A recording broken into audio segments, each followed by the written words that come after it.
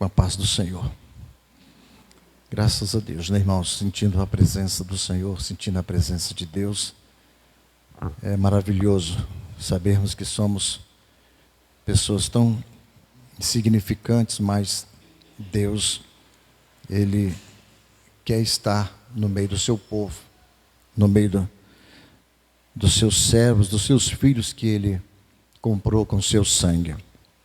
Eu já falei com o nosso irmão Sérgio, a ausência da Vani, irmãos, ela passou o dia inteiro com a Pâmela, de manhã, agora à tarde, deve ter saído de lá por volta de 7h30, deve estar saindo agora, e a ausência do Abner. O Abner foi para lá, para passar a noite com a Pâmela. Graças a Deus, a irmã Clarissa esteve ontem à tarde lá, ficou o dia todo lá, na parte da tarde com a Pâmela, e continuo pedindo oração dos irmãos em favor dela, para que ela possa, o mais rápido possível, estar de alta, para estar cuidando da sua vida, né, irmãos, e sanar definitivamente desta enfermidade. Eu creio que provavelmente, talvez, ela deva ter alta amanhã, mas não tenho ainda a certeza disso. Então, eu peço, rogando a oração dos irmãos em favor da Pâmela.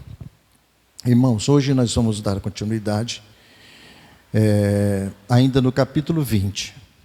Nós vamos ainda hoje no Apocalipse, capítulo 20. Hoje nós vamos falar dos versículos 11 ao versículo 15, que é o juízo final. Apocalipse, capítulo 20, versículos 11 ao versículo de número 15.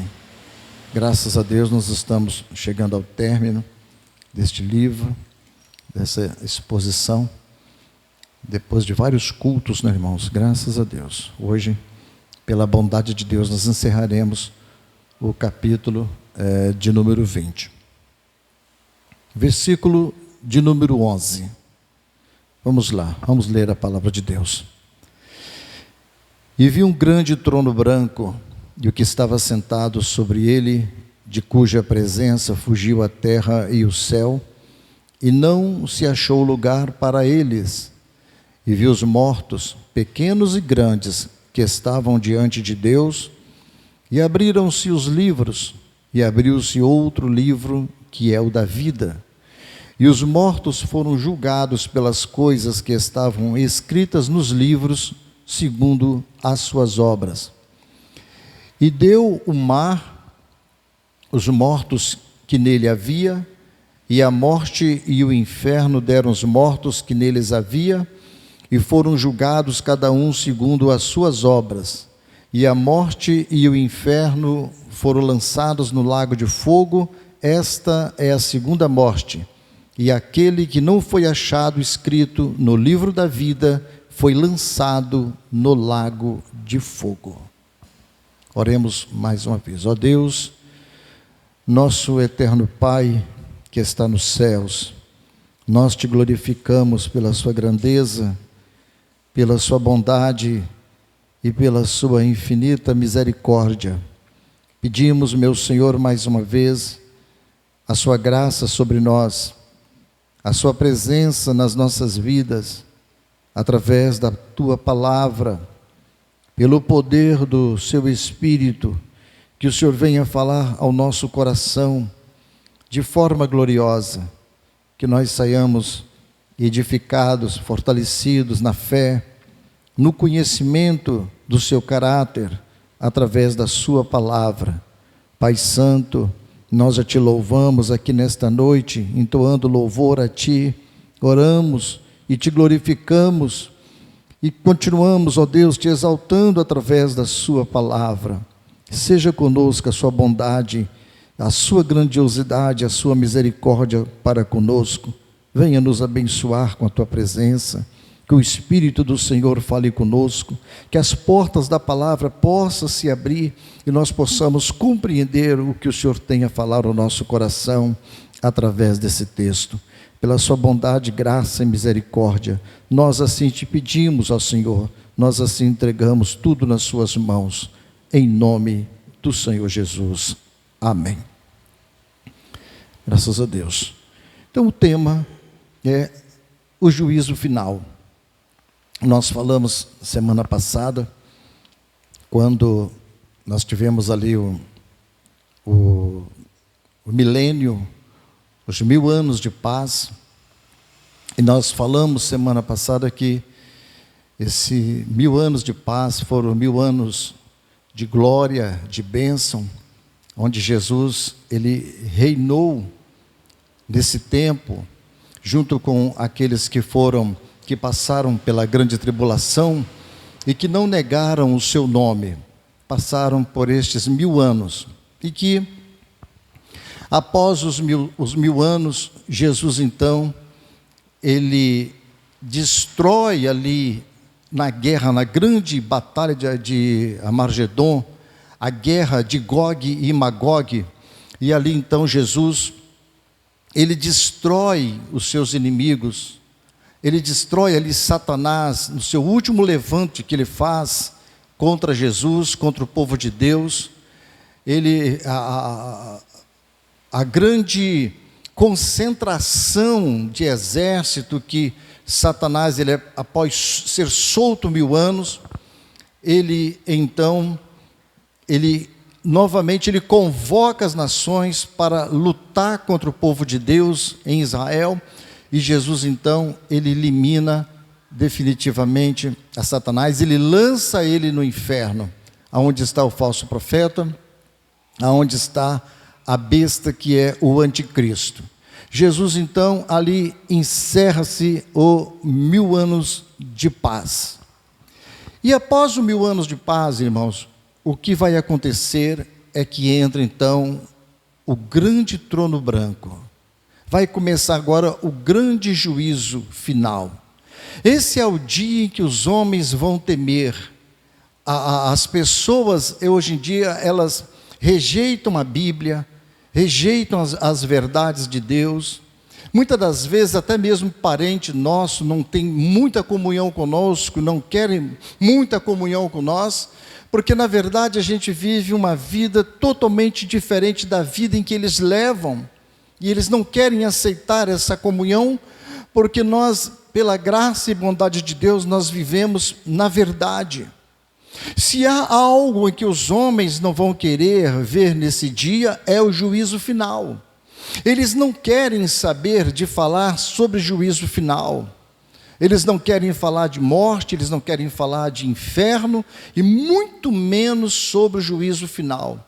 Esse é o dia em que os homens temerão a Deus, verão que a justiça de Deus agora ela vai ser decretada, porque ali ninguém escapará. Não tem homem nenhum que vai escapar nesse grande dia, que é o dia do juízo de Deus, em que Deus vem ajustar conta com as suas criaturas, aqueles que se rebelaram, aqueles que no tempo de sua vivência nessa terra não ouviram a palavra de Deus, não deram crédito à palavra de Deus e morreram em seus pecados, e que não fizeram parte da primeira ressurreição, porque o próprio Jesus diz que bem-aventurado, feliz é aqueles que fazem parte da primeira ressurreição, mas estes ressurgirão somente na segunda ressurreição, que já é para a condenação. Hoje então chegou o momento do grande dia, o dia do juízo final, aonde o grande trono desce do céu, e ele se assenta, e os homens então terão que prestar conta da sua vida pregressa, daquilo que eles viveram. Chegou aquele grande momento, ninguém conseguirá escapar desse grande dia. Primeiro, o versículo continua em que João continua tendo a visão. João, então, no versículo de número 11, o texto diz, João fala, e vi um grande trono branco. Agora, neste versículo, irmãos, nós vamos ver a natureza desse trono. Qual é a natureza desse trono? O que faz esse trono ser tão diferenciado? João diz, e vi um grande trono branco. Primeiro, que a natureza desse trono é que ele é grande. Vejam o que ele diz, e vi um grande. Grande aqui do grego é megas, ou seja, é muito grande, exageradamente grande, é um esplendor, está fora do nosso entendimento. Então João fala, e vi um grande trono branco, de megas, de esplêndido, de maravilhoso. Não poderia ser de outra maneira, por causa de quem está sentado sobre ele, só poderia ser grande. Quem está sentado sobre ele é infinitamente glorioso, representa esse trono, ele representa, irmãos, o poder infinito de Deus. É óbvio que é uma metáfora, e João vê nessa visão, para nós entendermos a grandeza do grande Deus, quando ele vem pedir contas às suas criaturas, ele então desce no seu trono branco, no seu grande trono branco, ele assenta-se nesse grande trono, mostrando que ele é Deus, que ele é majestoso, que ele é glorioso, que ele é infinitamente glorioso, por isso que é grande, é de vastíssima dimensão, enche o campo inteiro da visão, irmãos, porque ninguém verá mais nada, a não ser o grande trono, some-se tudo, não vai ter condições de ver mais nada, a não ser o grande trono branco. Não tem nada que vai chamar a atenção, não tem nada que pode tirar a atenção, por isso que o trono, ele é grande, ele toma visão, ele expulsa todos os elementos de vista, ele expulsa tudo, e só vê somente no céu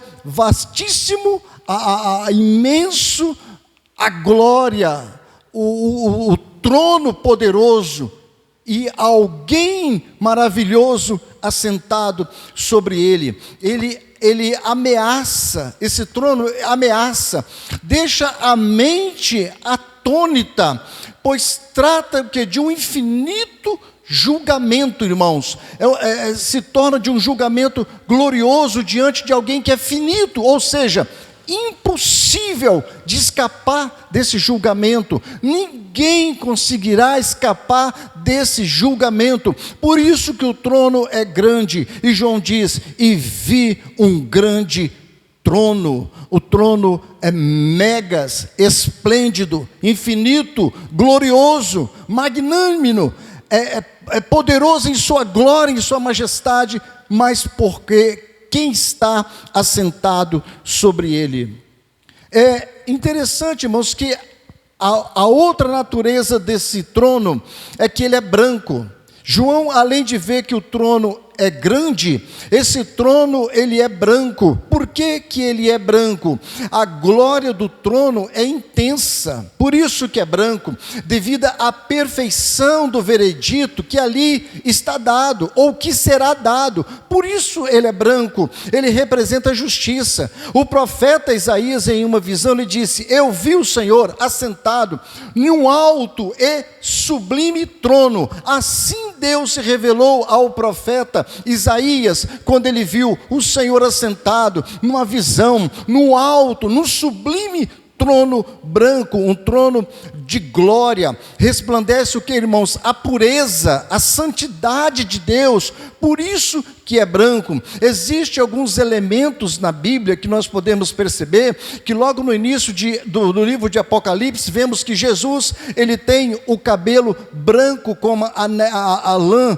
Os irmãos podem ver, Jesus vem assentar, ele vem num cavalo branco, as vestes dos santos são brancas. Então, todas as vezes que remetemos para a Bíblia fala de branco, os elementos do Apocalipse, quando fala de branco, sempre está mostrando a santidade, a pureza, a glória daquilo que está sendo representado. Por isso esse trono, ele é branco, que exige justiça, castigo, julgamento, purificação e retribuição, pois é um trono de pureza e triunfo. Assim ele é retratado corretamente como o trono do julgamento. Por isso ele é grande, por isso ele é branco, representando a justiça, a grandeza, a glória do grande Deus. O Deus que é rejeitado pelos homens, o Deus que é menosprezado pelos homens, que os homens não fazem caso, nesse dia vai sumir tudo e vai apresentar somente o grande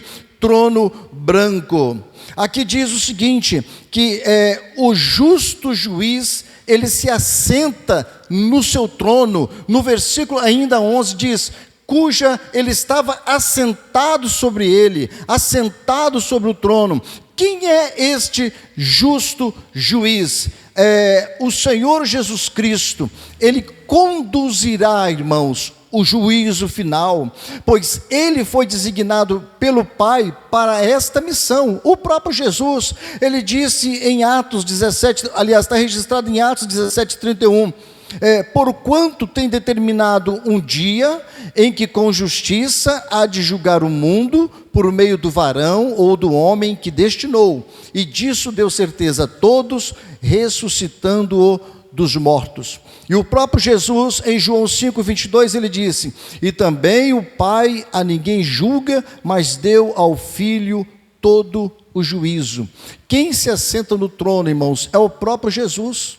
Jesus, ele é juiz nesse dia, ele não é advogado. Hoje ele atua como advogado, mas naquele dia Jesus vai atuar como juiz, ele vai julgar, ele sabe, ele conhece todas as coisas, e o Pai deu a ele todo o juízo, ele vai poder julgar. Será completamente diferente, irmãos, dos processos nos tribunais modernos, porque Jesus, ele é onisciente, ele conhece todas as coisas, ele é onipresente, ele está presente em todas as coisas, então ele é o Deus que sabe todas as coisas, e Jesus teve essa autoridade do Pai. O Pai deu a Jesus por causa da sua obra redentora, do que ele fez na cruz do Calvário, pelo seu sangue derramado. Ele será o juiz de todos, o juiz de todos os tempos, o juiz eterno, aquele que se assenta no trono branco para julgar os homens, para julgar todos quantos rejeitaram o seu sacrifício, a sua morte, a sua palavra.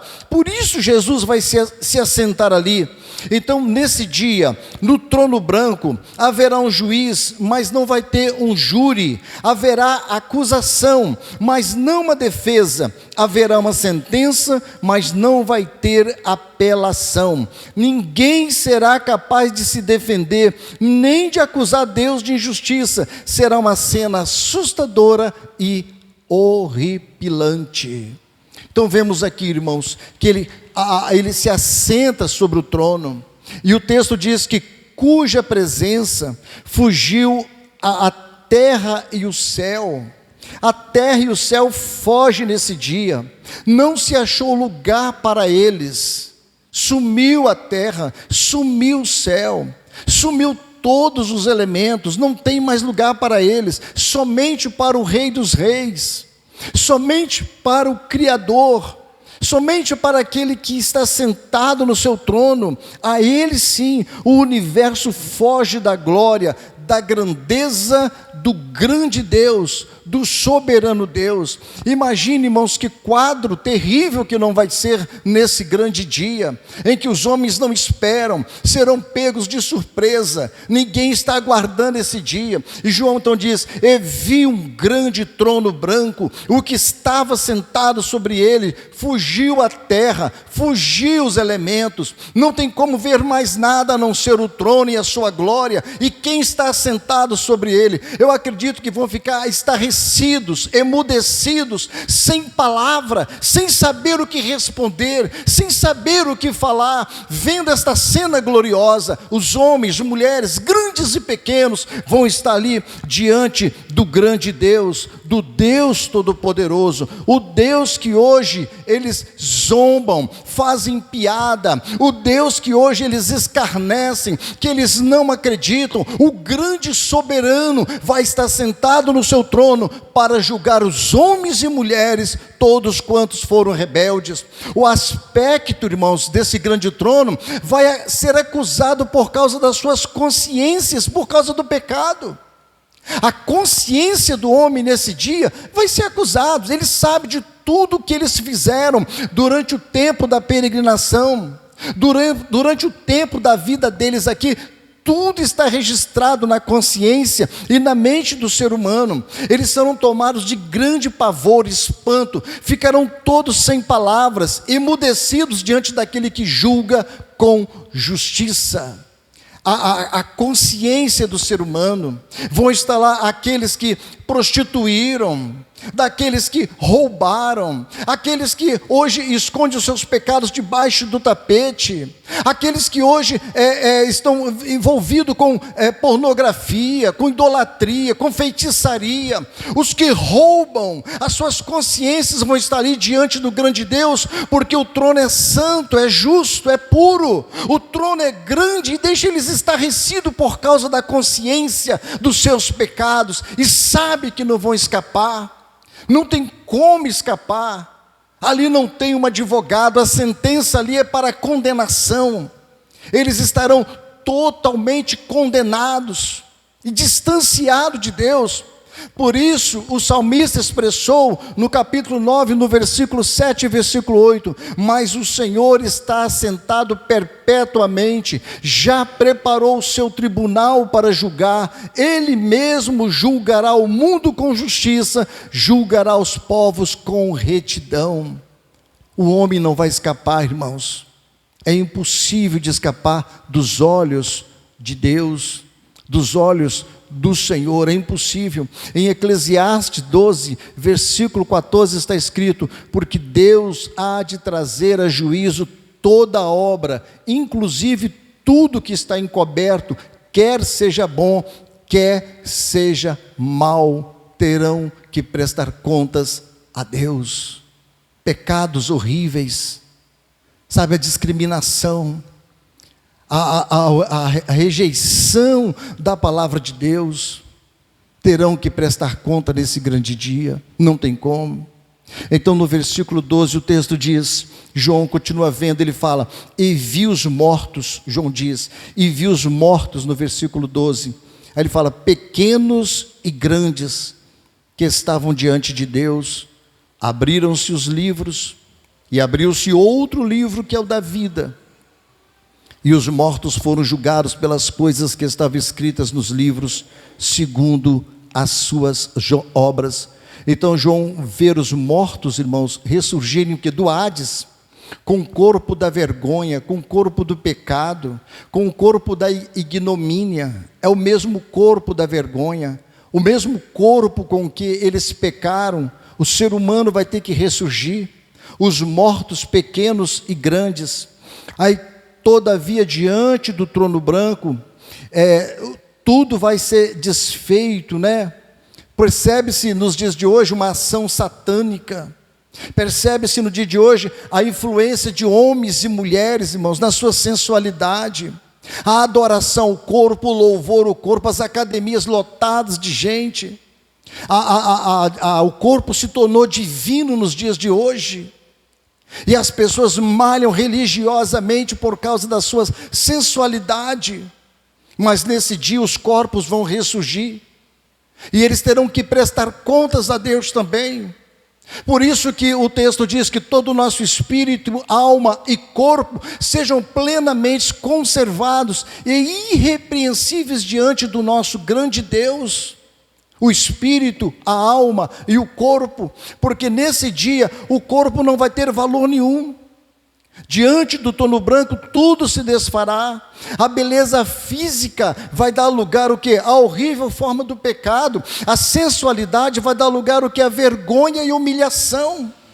O que as pessoas acham que são lindos, maravilhosos, gloriosos nos dias de hoje, e adora mais a si mesmo, o seu corpo, a sua vida, o seu bel prazer, vive a vida que ele quer levar. Naquele dia ele vai ressurgir com o corpo do pecado, da vergonha, vão ter vergonha diante de Deus. Eles não vão ter como um meio para se safar dessa condenação, desse julgamento de maneira alguma. Eles não terão como se esconder, é como se fosse uma força tirando eles da terra, do mar, e para se presenciar perante Deus, e a vergonha que eles vão ter diante de Deus, por tudo que eles fizeram, estão registrados a sua vida. Por isso, irmãos, Jesus falou: toda palavra ociosa, tudo que o homem cometer diante de Deus, ele há de dar conta naquele grande dia do juízo, porque pelas palavras, pelas suas ações, ele é condenado ou ele é absolvido.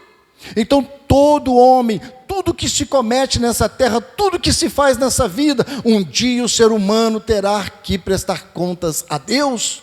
Por isso que os cristãos, os fiéis, os servos, eles não estão debaixo dessa condenação, porque o sangue de Jesus nos tornou puro, limpo, somos santificados, todo o nosso espírito, corpo e alma é santificado pelo sangue de Jesus. E quando o nosso corpo é santificado, ele não se apresenta com o corpo de pecado diante de Deus no dia do grande juízo. Por isso o juízo será para aqueles que estão distante de Deus, condenados. Aqueles que estão em pecado, eles vão ressurgir, ou os que estiverem vivos terão diante de Deus prestar conta do que eles viveram aqui nessa terra.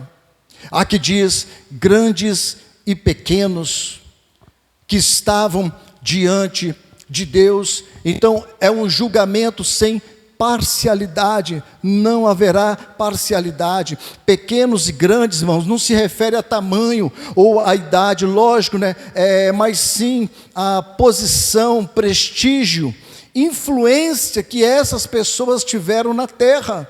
Por isso que fala pequenos e grandes, gente simples, né? Gente que não tinha cultura nenhuma, gente que não tinha estudo nenhum, vão estar lá diante de Deus, seja branco, seja negro, seja rico, pobre, intelectuais ou analfabetos, eles vão estar lá diante de Deus, os afamados, mas os simples também, os ateus e os religiosos, os bons e os maus terão que prestar contas a Deus.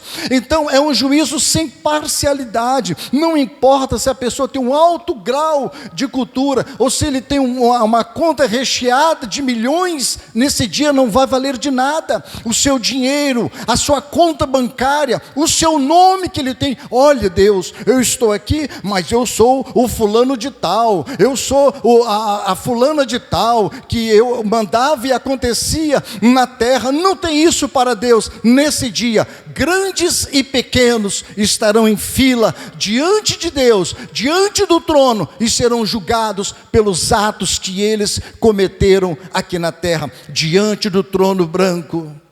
Todos são iguais perante o justo juiz, todos perante aos olhos de Deus, aos grandes e pequenos. Hoje nós vemos as humilhações, irmãos, que tem, né? Pessoas, políticos, pessoas de alto nível, né? Aos olhos humanos, menospreza os pequenos, menospreza o que não tem dinheiro, os que são simples. Às vezes a pessoa é um gari, às vezes a pessoa é uma diarista, um diarista, menosprezam, mas nesse dia não valerá de nada. Não interessa se ele é um ator de televisão ou de cinema, se ele é uma pessoa famosa, poderosa na terra, e sua conta tem bilhões, se ele é um jogador famoso de futebol, se ele não tem Deus, se ele não tem Jesus, ele será condenado. Os seus pecados serão mostrados nesse dia. Tiveram 1, 2, 3, 4, 5 mulheres, são miseráveis, voltados contra Deus, inimigos de Deus, serão condenados ao lago de fogo. Nesse dia não tem ninguém que tenha apadrinhamento para se esconder, não terá um advogado que poderá apresentar diante de Deus. Não, Deus está ali para condená-los. É por isso que está no grande trono branco, e Jesus será o grande juiz por causa do seu sangue que foi derramado na cruz. E não interessa se a pessoa também foi pobre ou simples, porque, irmãos, Deus, Ele quer ver em nós a pessoa de Jesus em nós, na vida do homem. Deus olha do céu, Ele quer ver na vida do ser humano, se ele tem Jesus, se ele tem o seu filho, o caráter do seu filho, o espírito dele na vida dele. É isso que Deus está olhando. Não interessa Deus, ele não tem apadrinhamento com ninguém. Ele quer ver se a pessoa tem o seu Filho Jesus, se entendeu o mistério da cruz, o sofrimento da cruz. Nesse dia vai estar livre. Fora disso, não tem ninguém que consegue escapar das mãos do Deus Todo-Poderoso. Todos vão ter que prestar conta, seja ele grandes ou pequenos. Bate no peito, acham que são muita coisa, mas não tem valor nenhum para Deus. Então, os livros revelarão as obras de cada um, diz o texto. Vi os mortos, pequenos e grandes que estavam diante de Deus, abriram-se o quê? Os livros. Não é o livro, os livros, e abriu-se outro livro que é o da vida. Então os livros revelarão as obras de cada um. As pessoas pensam que pode fazer o que quer, mas é registrado no céu. Tudo é registrado por Deus. Talvez esses livros, aqui aponta para livro, mas seja a nossa consciência ou a memória de Deus, estes livros que mostra a vida das pessoas nessa terra, que fazem o que querem, que acordam da maneira que querem, sabe? Mas nesse dia vão se abrir os livros para mostrar as obras de cada um. Então o justo juiz julgará com base com o quê? Do que está escrito nos livros. Interessante a metáfora. Interessante como que para nós compreendermos o julgamento, parece que mostra um verdadeiro tribunal terreno, para nós entendermos. Abre-se os livros. Para que esses livros? Ali está a sua vida.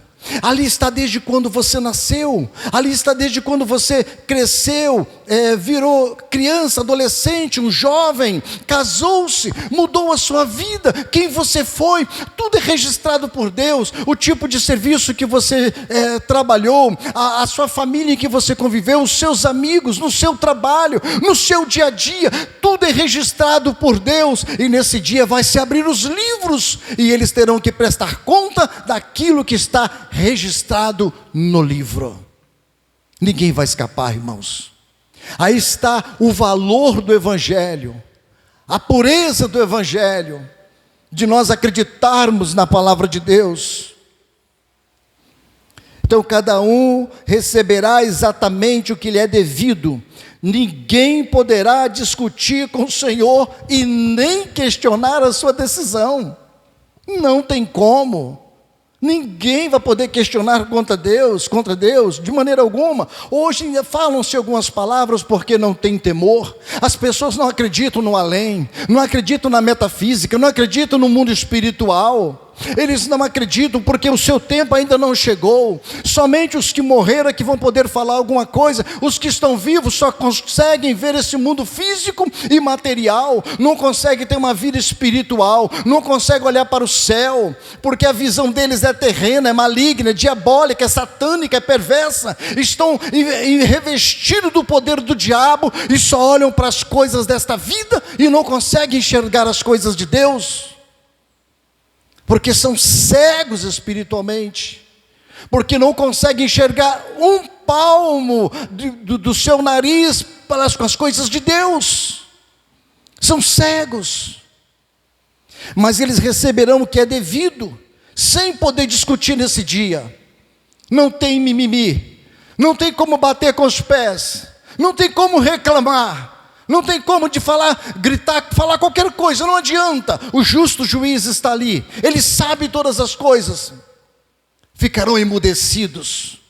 Pensa bem, irmãos, juízes poderosos, políticos poderosos, bilionários poderosos. Será que vai ficar um atrás do outro em fila? Será que vão ficar um lado do outro, olhando um para a cara do outro e pensando? Não vão conseguir, vão olhar somente para a frente, porque sabe que já estão condenados.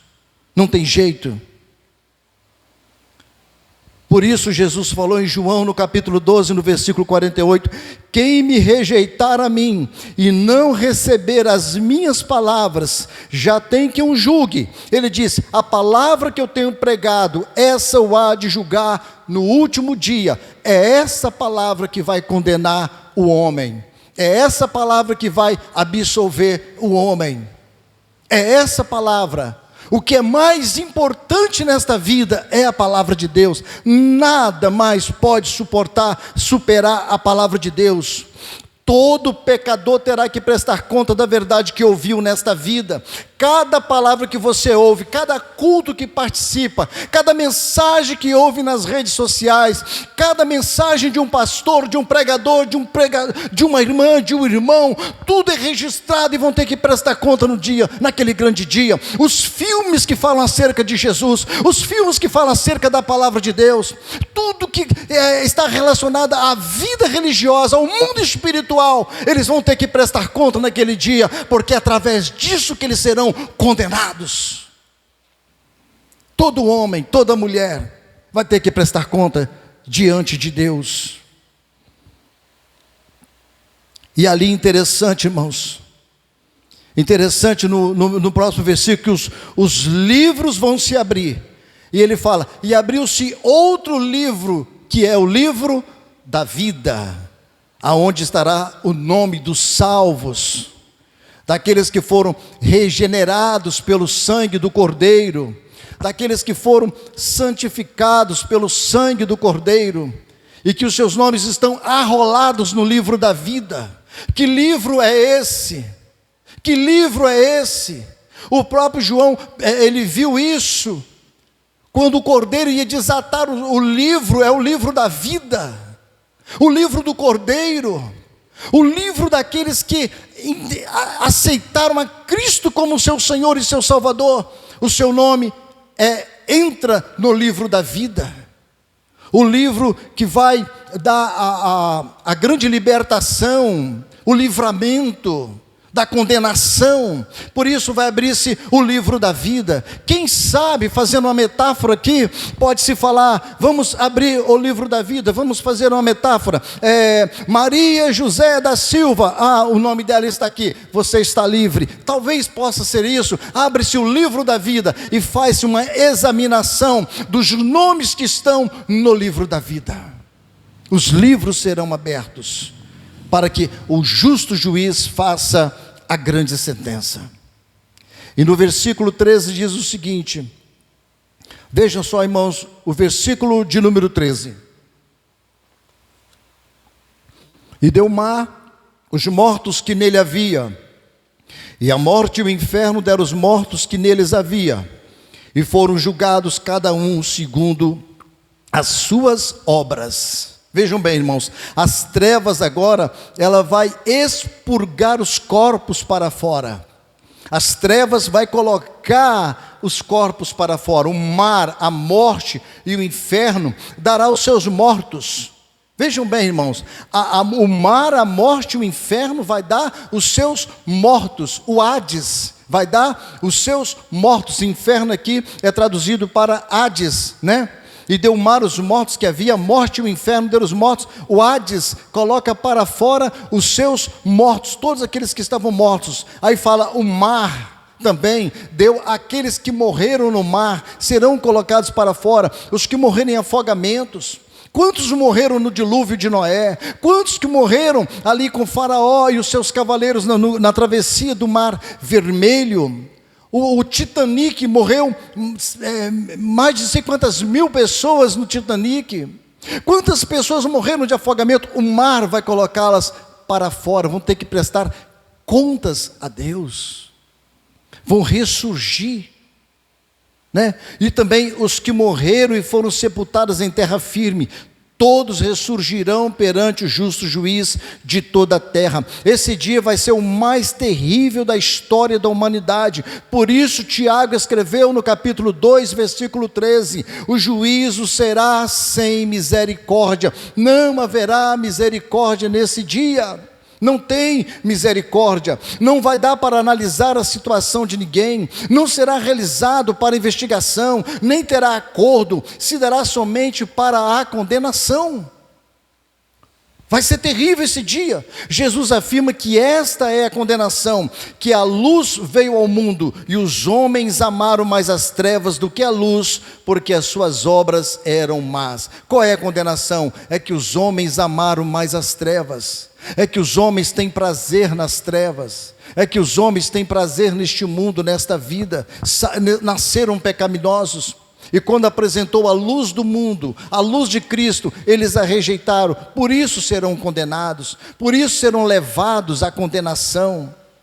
Diante do trono branco estarão grandes nomes da história, homicidas como Caim, traidores como Judas e Iscariotes, mentirosos como Ananias e Safira, crentes falsos como Alexandre o Latueiro, o próprio Pilatos que julgou injustamente a Cristo, estará diante de Deus nesse grande dia. Então não irá faltar lugar para homens como Hitler, né? Que nós sabemos que foi a vida de Hitler.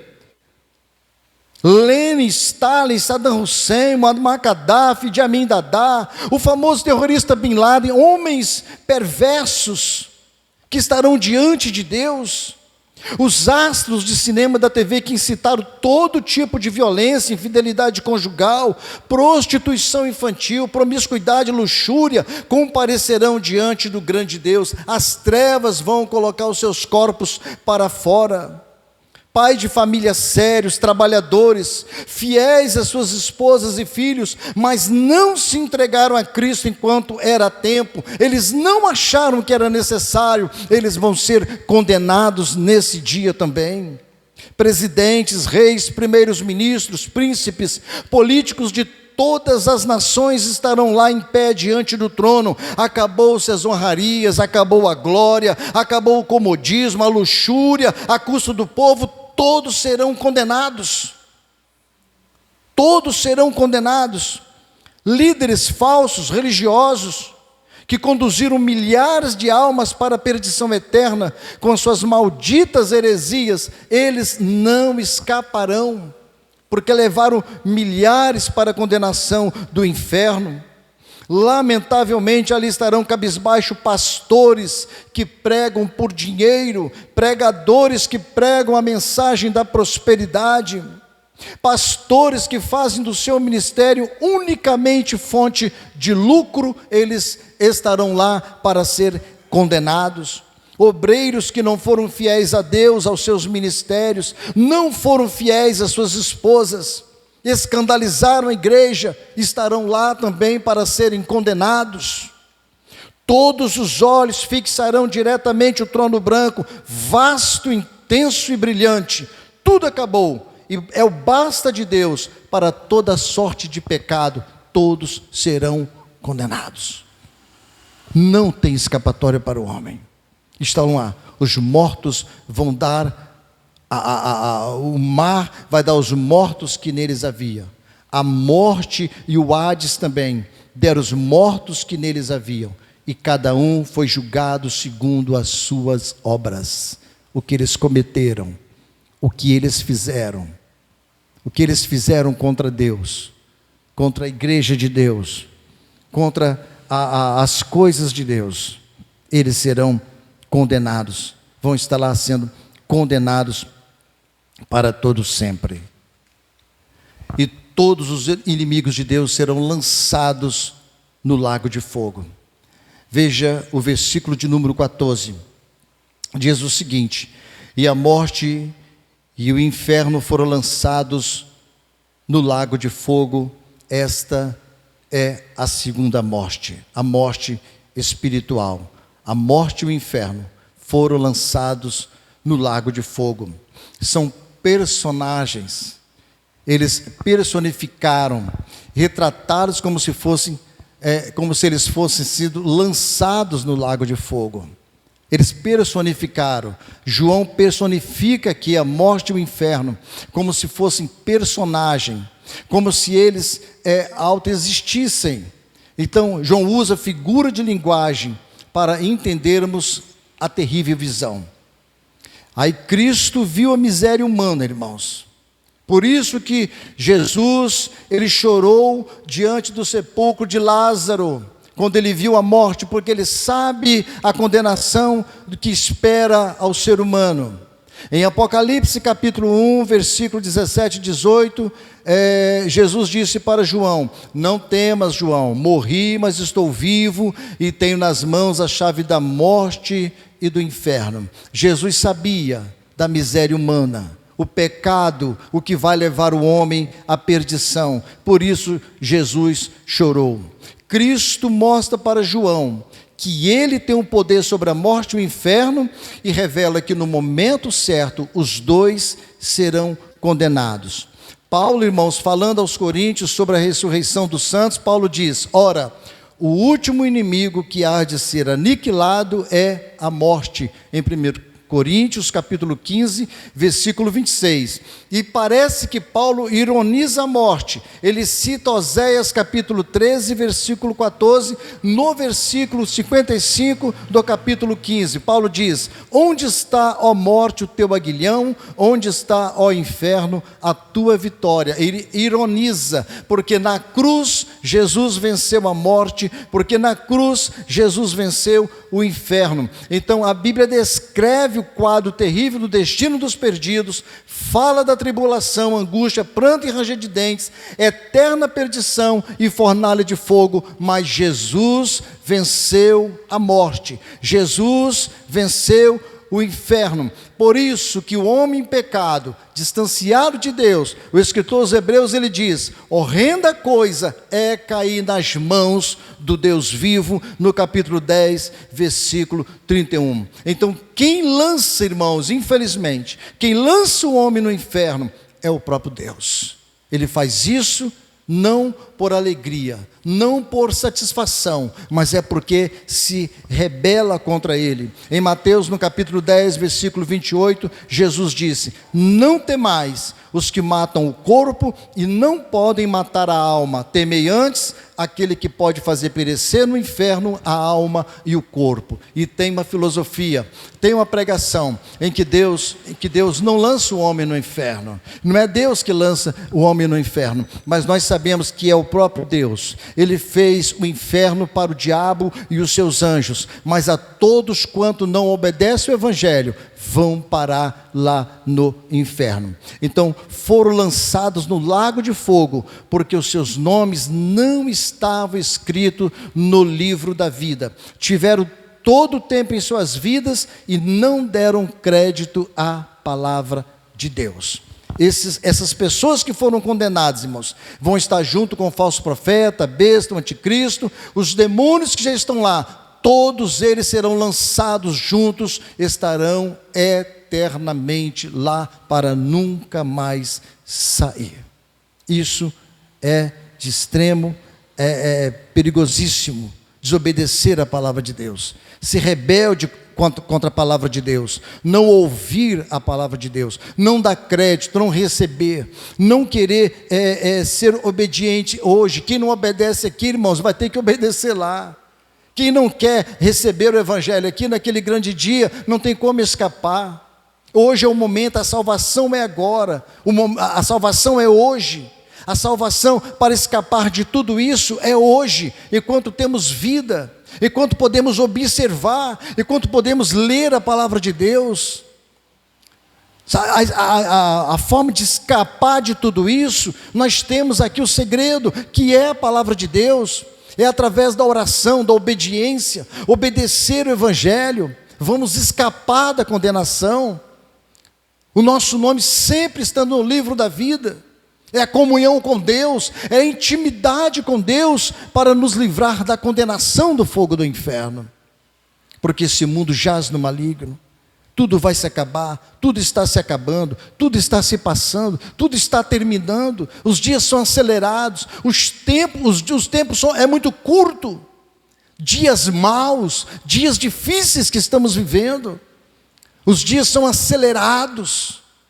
O tempo do ser humano se aproxima para ser condenado. Não tem outro caminho para o homem a não ser a condenação. E a única porta de refúgio é o Evangelho. Deus não vai mudar o seu plano, os seus projetos, os seus planos para agradar a homem, agradar ser humano de forma nenhuma. Ele já decretou na palavra que o único caminho para escapar dessa condenação é através do seu Filho Jesus.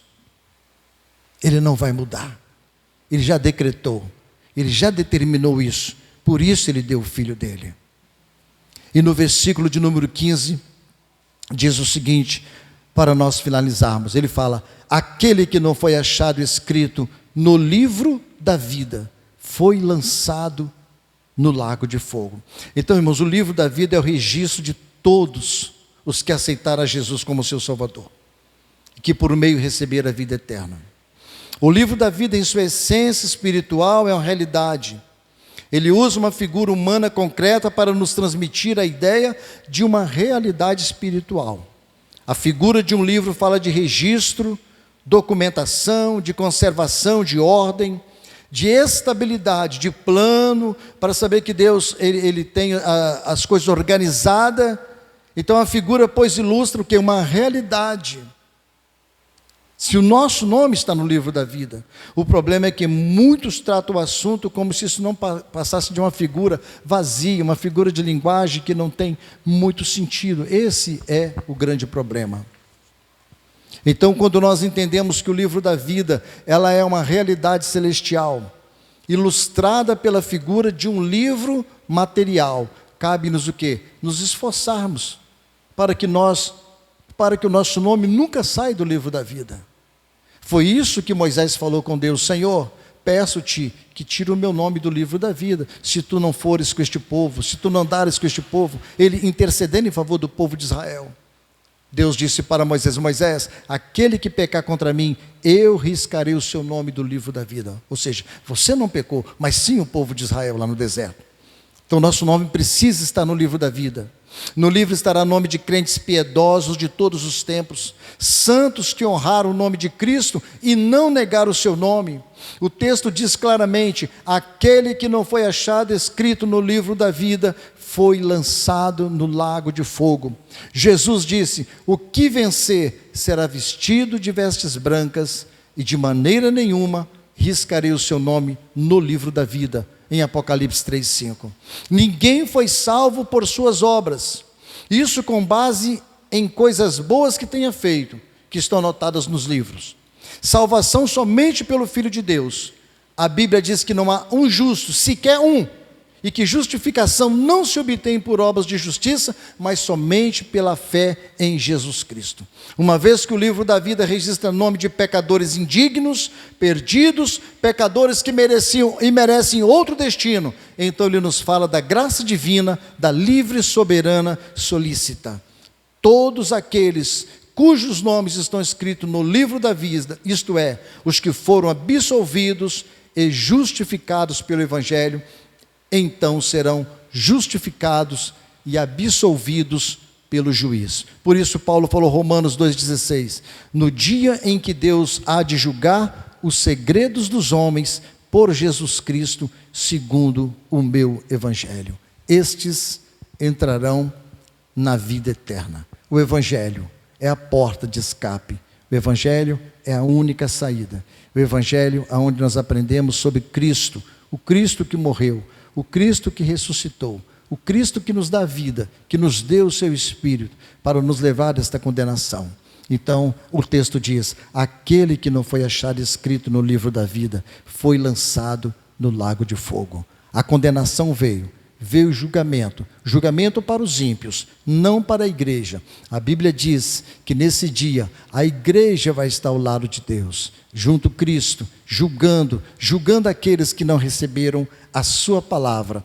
Todos serão julgados, todos serão condenados, porque os seus nomes não estão no livro da vida. Rejeitaram o Filho de Deus, hoje serão condenados naquele grande dia. O juízo final, irmãos, é uma realidade e é uma doutrina de extrema importância e é o mais terrível juízo de Deus.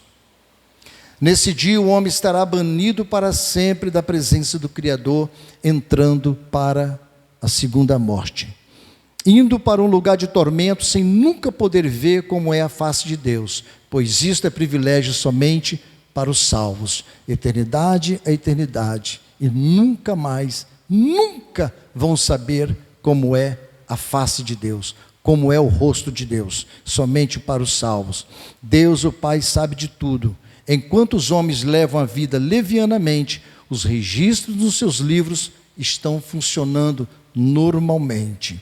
Os homens pensam que podem viver de qualquer maneira sem prestar contas a Deus.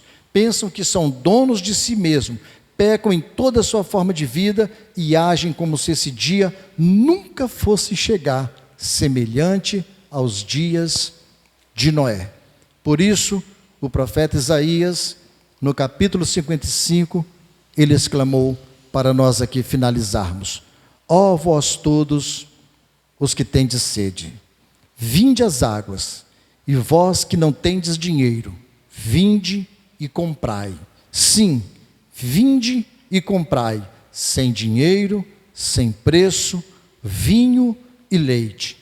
Inclinai os ouvidos a mim, ouvi, e a vossa alma viverá, porque convosco farei um concerto perpétuo, dando-vos as firmes beneficências de Davi. Essa é a proposta que Deus tem para nós. Ouvir o Evangelho, ouvir a voz do Senhor.